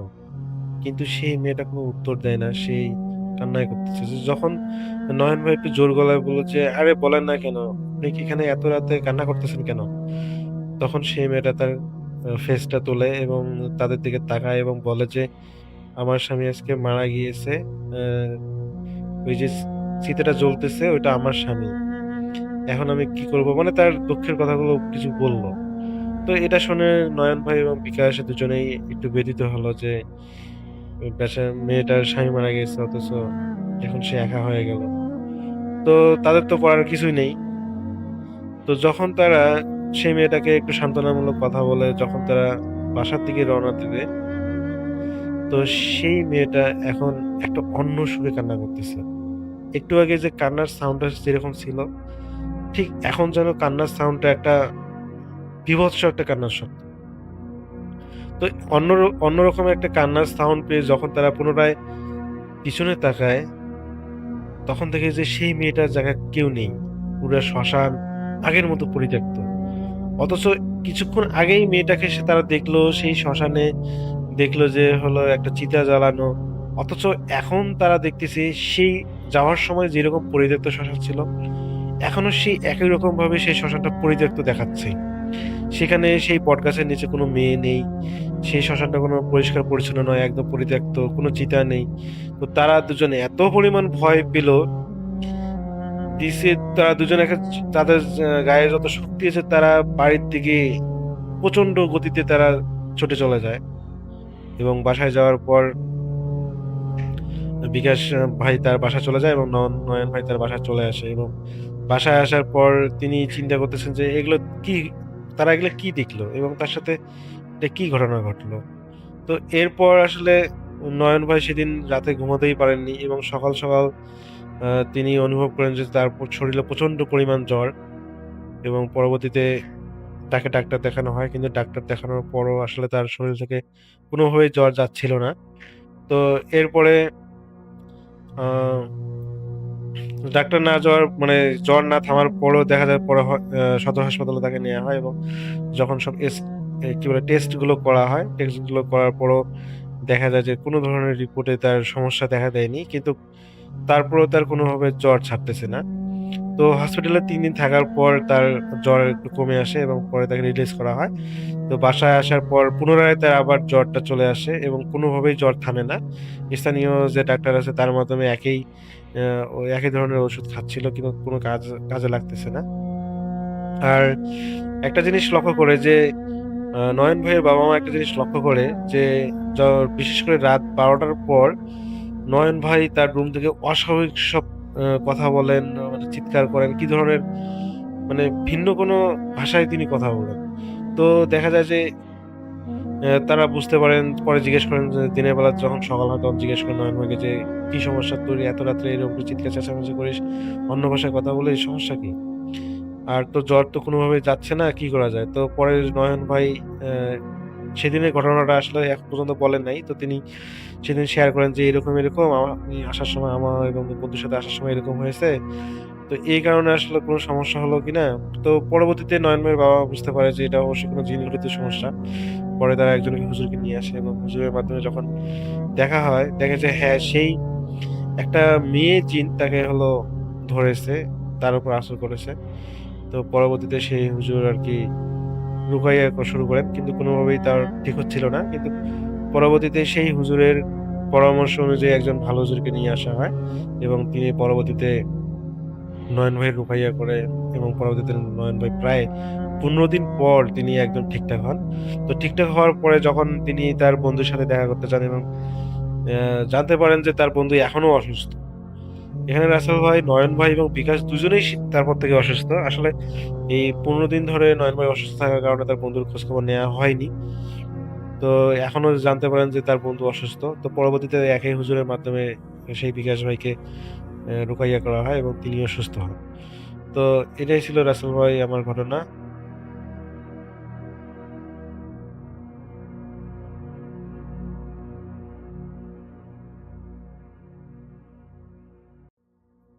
এখন যে ঘটনাটি আপনাদের সাথে শেয়ার করবে তার নাম আব্দুর রহমান। ওনার বাড়ি নোয়াখালী জেলার মাইজদি উপজেলায়। এই ঘটনাটি উনি শুনেছেন ওনার আম্মুর মুখ থেকে। আর ঘটনাটি ঘটেছিল এই আব্দুর রহমান ভাইয়ের দুঃসম্পর্কের এক ফুপুর ছেলের সাথে। ফুপুর ছেলের নাম রায়হান। এই রায়হান ছিল কোরআনে হাফেজ। ছেলেটি খুবই নম্র ভদ্র স্বভাবের ছিল। রায়হান সে একদিন বিকেল বেলা, তখন অবশ্য আসরের আজান দেয়নি, ওই সময় বন্ধুদের সাথে ক্রিকেট খেলছিল। আসরের আজান যখন দিয়ে দেয় তখন রায়হান বন্ধুদেরকে বলে, তোরা খেল, আমি এই পুকুর থেকে অজু করে মসজিদ থেকে নামাজটা পড়ে এসে আবার তোদের সাথে খেলবো। এই কথা বলে সে পার্শ্ববর্তী যে পুকুরটা, এই পুকুরে অজু করতে চলে গেল। তার বন্ধুরা তো খেলছে। এদিকে আসরের নামাজ শেষ হয়ে সন্ধ্যা ঘনিয়ে আসছে, রায়হানের আসার আর নাম নাই। রায়হান কোথায় গেল? সন্ধ্যা হয়ে গেছে, রায়হান কিন্তু আসে না। সবাই বলছে, কিরে রায়হান আসলো না? ওর না নামাজ পড়েই চলে আসার কথা ছিল, এখন মাগরিবের আজান দিয়ে দিবে, রায়হান কোথায় গেল? এমত অবস্থায় রায়হানের পরিবারের সদস্যরা তারা রায়হানকে খোঁজার জন্য চলে আসে। কারণ রায়হান সাধারণত আসরের নামাজ পড়ার জন্য বাসা থেকে বের হতো, মাগরিবের আগ পর্যন্ত খেলাধুলা করতো, মাগরিবের নামাজ পড়ে বাসায় ফিরত। ও ওই দিন আসরের আগেই বাসা থেকে বের হয়েছিল। যেহেতু একটু আগে বের হয়েছে, কি করছে না করছে এই জন্য পরিবারের কয়েকজন সদস্য বের হয়ে আসে যে রায়হান কোথায়। ও যে বন্ধুদের সাথে খেলতো, তাদের খেলা প্রায় শেষ, মাগরিবের আজান দেবে ভাব ওই সময়।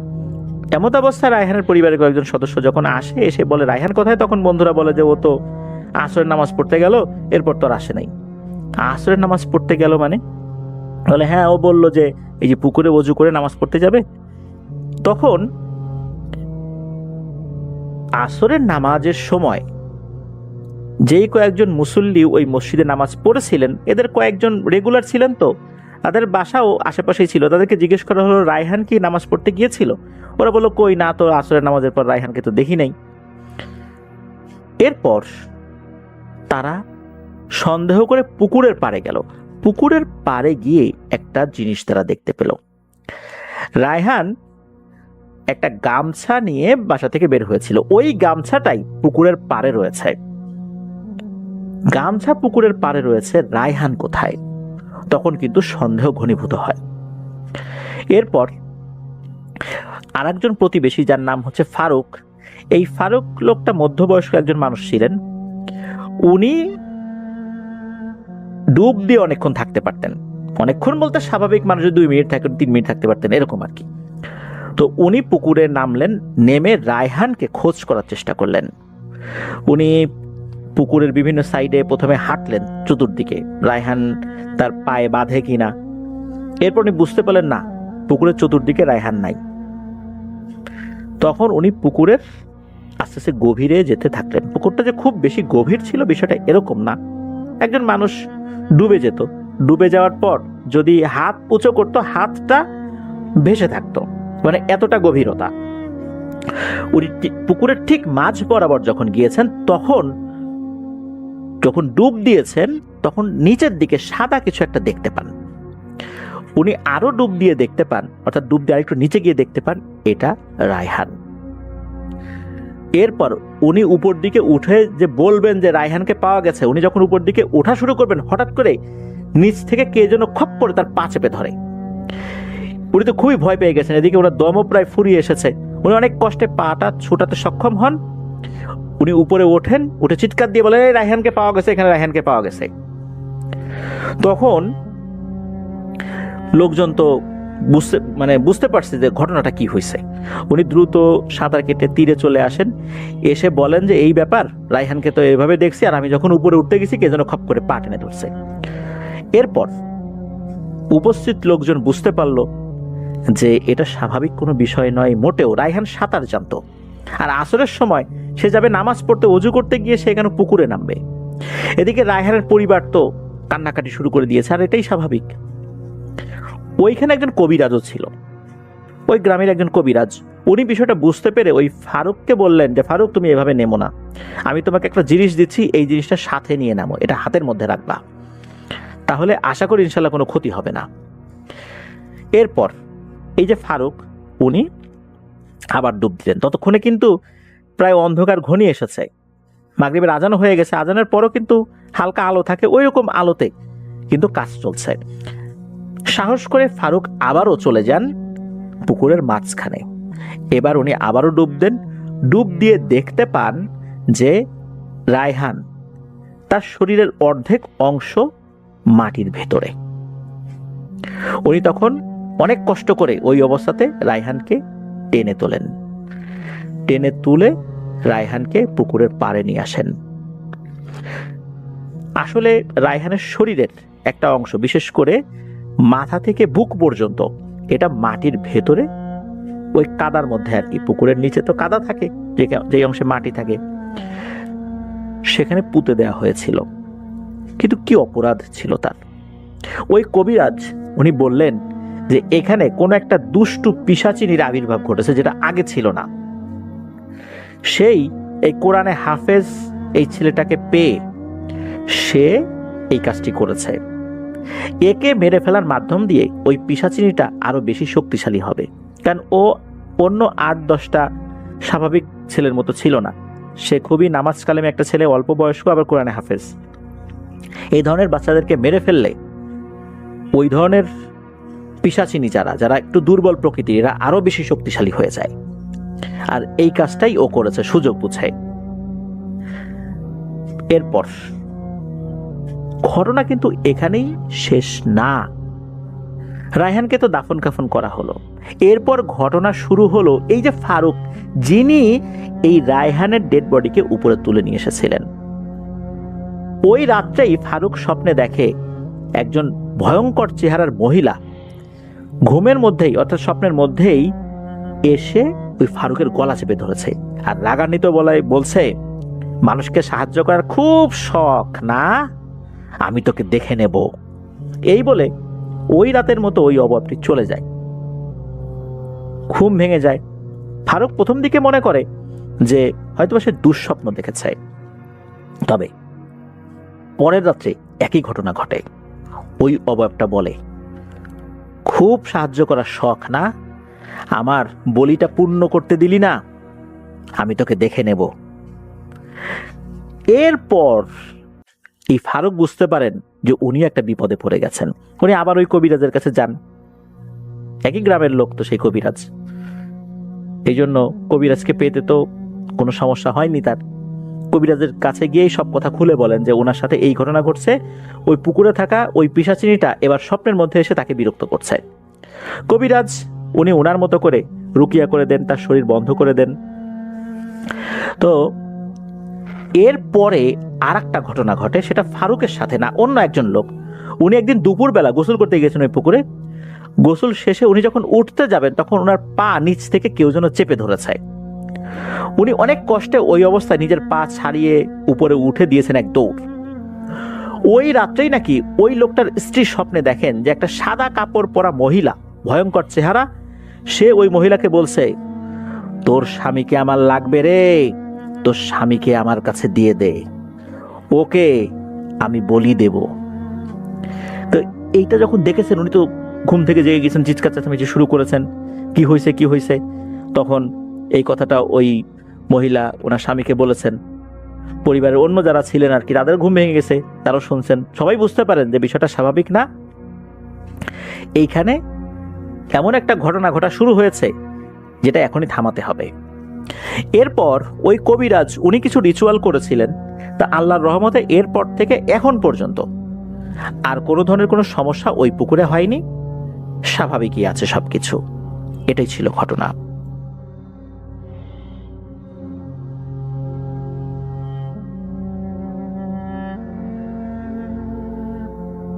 যিনি আমাদের ঘটনা পাঠিয়েছেন তিনি আমাদের সাজ্জাদ ভাই, তিনি সৌদি আরব থেকে আমাদের ঘটনাটি পাঠিয়েছেন।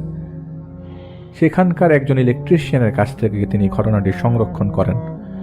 তো যার নাম রাকেশ ইন্ডিয়ার উত্তরপ্রদেশের লখনউয়ের বাসিন্দা। এই ঘটনাটা রাকেশের নানির বাড়ির এলাকা। এক ব্যক্তি যার নাম অসীম বসাক, তাকে কেন্দ্র করে। অসীমদের সেই গ্রামের নাম রামনাগার। ঘটনার বোঝার সুবিধার্থে প্রথমে আমরা সেই রামনাগার গ্রামটির একটা ছোট্ট বিবরণ দিব। গ্রামটিতে এখন তেমন আধুনিকতার ছোঁয়া লাগেনি। সেখানকার মানুষজন কয়েকটা বাড়ি মিলে একটা বাথরুম ব্যবহার করত। গ্রামটি থেকে শহরের দিকে যেতে হলে তাদের নদী পার হতে হতো। তবে গ্রামের মানুষগুলো ছিল বেশ ধর্মভীরু। এভাবেই চলছিল সেখানকার মানুষের জীবন। এরই মাঝে একদিন বসাক পরিবার লক্ষ্য করে তাদের বাড়ির গণেশের যে মূর্তিটা ছিল সেটা নির্দিষ্ট জায়গায় নাই। সব জায়গায় খোঁজাখুঁজি চলায়, সব জায়গায় খোঁজাখুঁজি করার পরও সেটাকে কোথাও পাওয়া যায় না। কিন্তু এলাকায় তো কোনো চোর নেই, তাহলে এই কাজ পরিচিতদের মধ্যে কেউ করেছে। তখনই তাদের মাথায় আসে এটা কে করতে পারে। আর সকাল থেকে অসীমকে দেখা যাচ্ছে না, তাহলে কি অসীম করলো? অসীম কোথায়? বাড়ির লোকজন ও প্রতিবেশী সবাই মলিন হয়ে উঠানে বসে আছে। একটু পর দেখা যাচ্ছে অসীম বাড়ির দিকে আসছে, তবে হাতে করে কিছু নিয়ে, যা সম্পূর্ণ কাপড় দিয়ে ঢাকা ছিল। তো সেই কাপড়ের ঢাকা জিনিসটা অসীম সরাসরি বাসার ভেতরে যে পূজার রুমে ঢুকালো এবং কাপড়টি সরিয়ে দেখালো তার হাতে একটি নতুন মূর্তি, যেটি ছিল একটা মনসা ঠাকুরের মূর্তি। ছোট একটা মূর্তি, যেটা ছিল কাঠের তৈরি, তবে দেখতে চোখে লেগে থাকার মতো সুন্দর। তো এইটা দেখে পরিবারের লোকজন জিজ্ঞেস করলো, গণেশের মূর্তি কোথায়? জবাবে অসীম শান্ত গলায় বলে, ওকে দিনের আলো ফোটার আগেই বিসর্জন দিয়ে এসছি। আজ থেকে সবাই মনসা দেবীর পূজা করব। এই কথা শেষ হতে না হতেই অসীম হাঁটা শুরু করেছে এবং স্থান ত্যাগ করার জন্য। আর পিছ থেকে অসীমের বাবা অসীমকে টেনে মারধর শুরু করে দেয়। সেদিন অসীমকে বেশ মারধর করা হয় তার পরিবার থেকে। এক পর্যায়ে অসীম রাগ করে বাসা থেকে চলে যায়। পুরো একদিন খবর নাই। পরের দিন খুবই বৃষ্টি। এক লোক দেখে অসীম চুপ করে এক গাছের নিচে বসে আছে। সেই লোক অসীমকে বাসায় আনার জন্য ডাকে, কিন্তু অসীম আসতে চায় না। পরে লোকটা অসীমের বাসায় খবর দেয়। তো অসীমের বাসা থেকে সবাই আসে সেখানে অসীমকে বাড়ি ফিরিয়ে নিতে। এরপর সবাই মানিয়ে অসীমকে বাসায় নিয়ে আসে আর কি। তবে অসীমের মধ্যে একটা জিনিস লক্ষ্য করে সবাই, অসীম হঠাৎ করে শুদ্ধ ভাষায় কথা বলছে, আর কথাগুলো বলার সময় একটু নাকে বাজছে। মানে আমরা যেটাকে নাকি ভাষায় কথা বলা অথবা নাকে গোঙানো বলি, এটাকে সবাই স্বাভাবিকভাবে নেয়। যেহেতু বৃষ্টিতে ভিজেছে আর একদিন পর ফিরে এসছে, তাই হয়তো বা এরকম হতে পারে। তো বসাক পরিবারের মনসা মূর্তি পাশাপাশি আরেকটি গণেশের মূর্তি আনা হয়, কারণ তারা গণেশ ভক্ত। আর ইদানিং অসীমের কথা চালচলন একটু অন্যরকম। কথায় কথায় বিসর্জন, বলি, ত্যাগ, দার্শনিক কথাবার্তা চলতে থাকে। আর তার মাঝে এক আধ্যাত্মিকতার ভাব অনেকেই লক্ষ্য করে। এমন এমন কথা বলতো, মানুষকে অবাক করে দিত। যেমন অন্যদের মনের কথা, অন্যদের গোপন কথা, যা অসীমের জানার কথা না। আগে কে কি করেছে। তাছাড়া অসীম ইদানিং ভবিষ্যৎবাণীও বেশ সঠিকভাবেই বলছে, যা প্রতিনিয়ত সকলের নজর কাড়ে। লোকজন ভয়ে অসীমের কাছে তেমন ভিড়ত না, যদি কিছু উল্টাপাল্টা বলে দেয়। এভাবেই দিন যাচ্ছিল অসীমের। একদিন রাতে অসীমের মা টয়লেটের জন্য ঘরের বাইরে যাবে। যে কোনোভাবে তার চোখ অসীমের ঘরে যায়। তিনি দেখেন অসীম বিভিন্ন আকারে ভঙ্গিমায় নৃত্য করছে। অসীমের মা বলে, কিরে এসব কি করছিস? জবাব অসীমে বলেন, নর্তন বিসর্জন বাবুয়া, তুমি আমার জন্য নর্তন বিসর্জন করো। তোমার মনে যা চলছে সেখান থেকে একটা আশা আমি পূরণ করব। একটা পাঠা, 3টা আশা, আর একটা নর, সব আশা। অসীমের মা বিরক্ত হয়ে চলে যেতে থাকে। আর পেছন থেকে অসীম বলে, একবার 2 বোন মিলে সম্পত্তির জন্য নিজ বোনের জামাইকে মারার পরিকল্পনা করেছিলে বাবুয়া। পরে ভাবলে মেরে তো আর লাভ নাই, জামাইয়ের ছোট ভাই আছে। এই বাবুয়া, আমার পূজা করো, সব পেয়ে যাবি। এটা শুনে অসীমের মা সেখান থেকে দৌড়ে চলে যায়।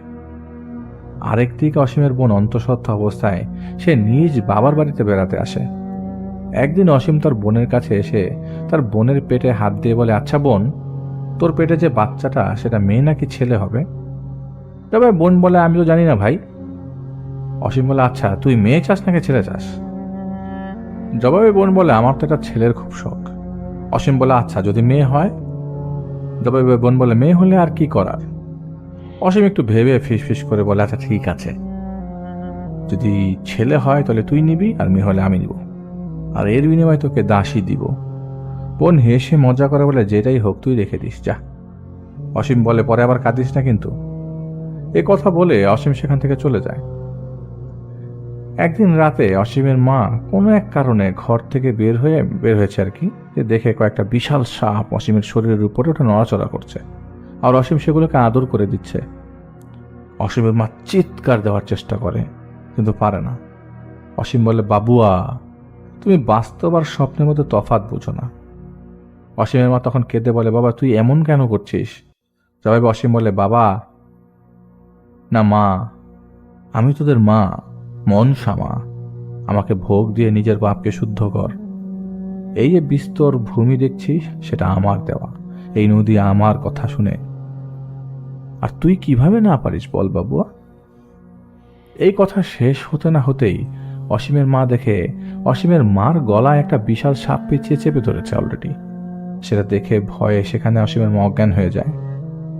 জ্ঞান ফেরে তিনি দেখেন সবাই তাকে ঘিরে ধরেছে। তখন অসীমের মা সব বললে যে গত রাতে কি হয়েছে এবং সে কি কি দেখেছিল অসীমের ঘরে, এবং তার সাথে অসীম কি ব্যবহার করেছে। ভয় তখন অসীমের মায়ের হাত পা কাঁপছিল। এগুলো শুনে সবাই বলে, তুমি এমনিই রাতে ভয় পেয়েছ। অসীমের বাবা ওঝার কাছ থেকে কিছু জিনিস এনে দেয় অসীমের মাকে, যাতে আর ভয় না পায়, এবং বাড়িতে পূজার ব্যবস্থা করে। পূজার দিন অসীমকে সেখানে দেখাই যায়নি। এর কদিন পর নিজ বাসাতেই অসীমের বোনের সন্তান ডেলিভারি হয়, যেটি হয়েছিল একটি মেয়ে।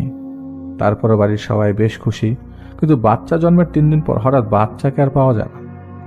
এদিকে সেদিক খোঁজা শুরু হয়ে যায়, তবে কোথাও খবর পাওয়া যাচ্ছিল না। সারা বাড়ি খুঁজে তন্ন তন্ন করে অবস্থা, সর্বত্র খোঁজা হয়, হইচই পড়ে যায় পুরো এলাকায়।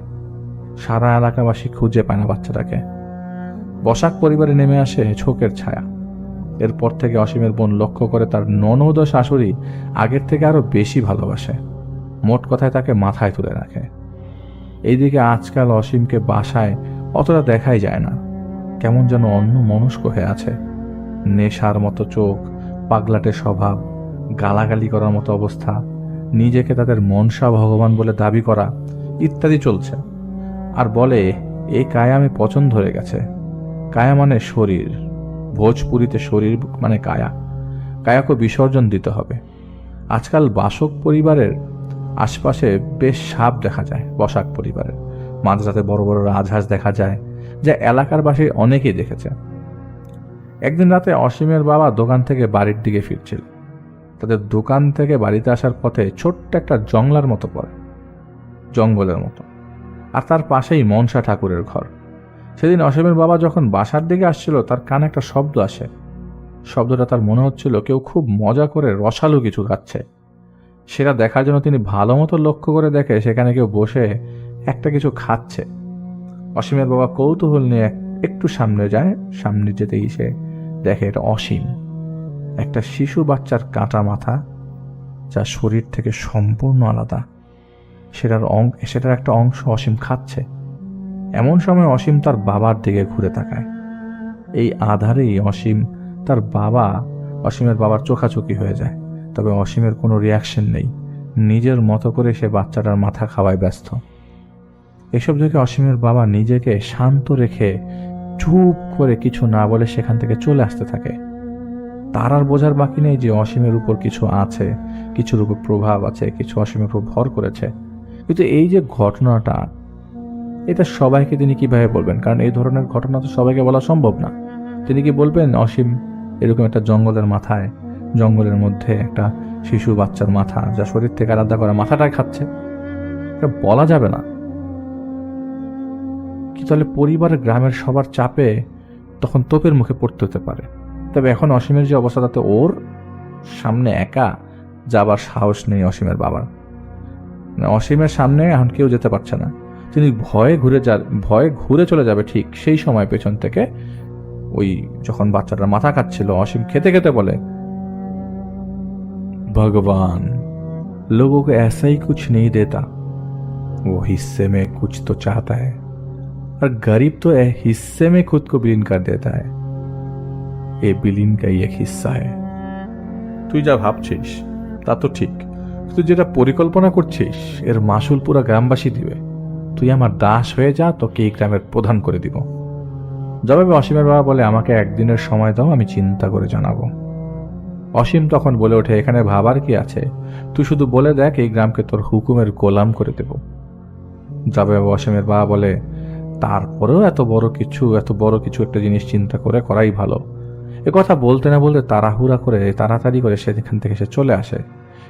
কিন্তু তিনি বাসায় না যেয়ে সরাসরি তাদের গ্রামের পুরোহিতের কাছে চলে যায়, পণ্ডিতের কাছে চলে যায়। সেখানে গিয়ে পুরোহিতকে তার ছেলের সমস্যার কথা খুলে বলে। সবকিছু শুনে পুরোহিত বলে, তাহলে কাল সন্ধ্যায় কীর্তন বসাবো। আপনারা একটা কাজ করুন, আপাতত অসীমকে আটকে রাখুন। পুরোহিতের কথা শুনে অসীমের বাবা মা, চাচা সহ আরো কিছু লোকজন মিলে অসীমকে খুঁজতে বেরিয়ে পড়ে। এবারও অসীমকে পাওয়া যাচ্ছে না। অনেক খোঁজাখুঁজির পর অবশেষে অসীমকে পাওয়া গেল নদীর পাড়ে এক গাছের উপরে। সবাই মিলে ধরে নামাতে চেষ্টা করলে সবাইকে লক্ষ্য করে অসীম গায়ে এত শক্তি যে 4-5 জন ধরেও ওই পাশে ওই মুহূর্তে ধরে রাখতে পারছিল না। সবাইকে ঝাড়ি দিয়ে দৌড় দিতে চাচ্ছিল। তারপরেও অনেক কষ্টে তাকে বেঁধে রাখা হয়। তার পরের দিন সন্ধ্যায় কীর্তনের আসন বসানো হয় মন্দিরে। সবাই গোল হয়ে বসে। বিভিন্ন খাবারের মধ্যে অন্যতম ছিল বিভিন্ন ধরনের মিষ্টি, আর সেখানে অসীমকে একটা গোল বৃত্তের মধ্যে বসিয়ে রাখা হয়। রাকেশের ব্যাখ্যা অনুযায়ী সবাই মন্দিরে বসে বিভিন্ন খাবার নিয়ে, বিভিন্ন ধরনের বাদ্যযন্ত্র নিয়ে তাদের দেবদেবীদের নামে ধর্মীয় গান গাওয়া, নাচা শুরু করে দেয়। এর মাধ্যমে এক আধ্যাত্মিকতা পায় তারা, যার মাধ্যমে কারো মধ্যে কোনো অশরীরী থাকলে চলে যায় কিংবা বোঝা যায় তার উপস্থিতি। কিছুক্ষণ কীর্তন হওয়ার পর অসীমের উপর একটা প্রভাব পড়ে, সেটা সবাই লক্ষ্য করে। হঠাৎ করে অসীম চিৎকার করে উঠে বলে, তোর এত সাহস কিভাবে হয় আমাকে ডাক দিস? ভোগের ব্যবস্থা করেছিস যে ডেকেছিস? তখন সেখানকার পণ্ডিত জিজ্ঞেস করে, কে তুই, কার কথা এখানে এসছিস? জবাবে অসীমের ভেতর থেকে শব্দ আসে, বলে, যার পূজারি তাকেই ভুলে গিয়েছিস? তোকে এখানকার পণ্ডিত কে করেছে? অসীমের মুখে এসব শুনে পণ্ডিত ক্ষিপ্ত হয়ে 2 জনকে দিয়ে অসীমের 2টা হাত ধরায়। একটা গামলায় কিছু কয়লা দিয়ে তার উপর শুকনো মরিচ আর তেজপাতা দিয়ে এক ধরনের ধোঁয়া তৈরি করে, আর আরো কিছু রিচুয়াল করে অসীমের নাকে মুখের সামনে ধরে সেই ধোঁয়ার গামলা। ধোঁয়া অসীমের নাকে যেতেই যন্ত্রণায় অসীম চিৎকার করতে থাকে। একটা সময় অসীম অজ্ঞান হয়ে মাটিতে পড়ে যায়। তার কিছুক্ষণ পর অসীমের জ্ঞান ফিরলে তার শরীর বেশ দুর্বল থাকে, উঠে বসার শক্তি নেই। তারপরেও পণ্ডিত জিজ্ঞাসা করে, কি হয়েছে তোমার, সেটা কি তুমি জানো? জবাবে অসীম যা বলে সবাই শিউরে ওঠে। সেদিন ছিল কালী পূজার রাত। অসীম পূজা দেখে বাসায়ের দিকে আসছিল। আসার পথে এসে ছোট জঙ্গলটা পড়ে। তার পাশ দিয়ে যাওয়ার সময় অসীম ঝুনঝুনির শব্দ পায়। কৌতূহল নিয়ে অসীম খুঁজতে থাকে কোথার থেকে শব্দটা আসছিল। বেশ কিছুক্ষণ খোঁজার পর এক সময় সে বুঝতে পারে জঙ্গলের পাশে যে মনসার মন্দিরটা আছে